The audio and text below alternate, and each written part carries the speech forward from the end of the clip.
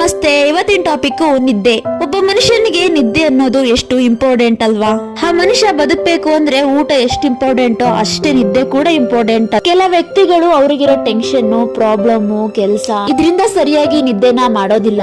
ನಿದ್ದೆನ ಸರಿಯಾಗಿ ಮಾಡಿಲ್ಲ ಅಂದ್ರೆ ಏನೇನು ಪರಿಣಾಮ ಆಗುತ್ತೆ ಅಂದ್ರೆ ತಲೆ ತಿರುಗೋದು, ತಲೆನೋವು ಬರೋದು, ಕಣ್ಣಿನ ಸುತ್ತ ಕಪ್ಪುಗಾಗೋದು, ಜೊತೆಗೆ ನೆನಪಿನ ಶಕ್ತಿ ಕಡಿಮೆ ಆಗೋದು.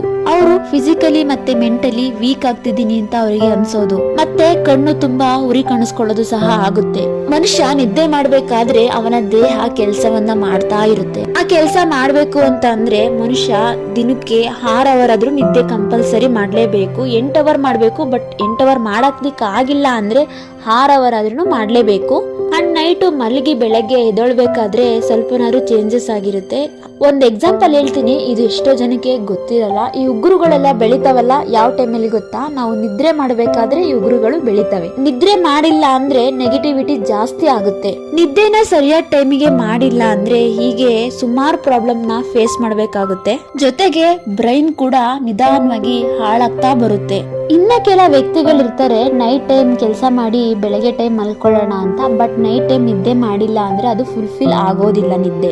ಅದ್ರಲ್ಲೂ ಕೂಡ ಇನ್ನೂ ಡಿಫ್ರೆಂಟ್ ವ್ಯಕ್ತಿಗಳು ಇರ್ತಾರೆ, 24 ಗಂಟೆನೂ ಕೆಲಸ ಮಾಡ್ತಾನೆ ಇರ್ತಾರೆ. ಬಟ್ ಗ್ಯಾಪ್ ಅಲ್ಲಿ ನಿದ್ದೆ ಮಾಡ್ಕೊಳ್ಳೋರು ಇದಾರೆ. ಅಂದ್ರೆ 2 ಅವರು ಇಲ್ಲ ಅಂತ ಅಂದ್ರೆ ಒಂದ್ ಅರ್ಧ ಗಂಟೆ ಟೈಮ್ ಸಿಕ್ತಾಗ ಮಲ್ಕೊಳ್ಳೋರು, ಈ ತರನು ಜನ ಇರ್ತಾರೆ.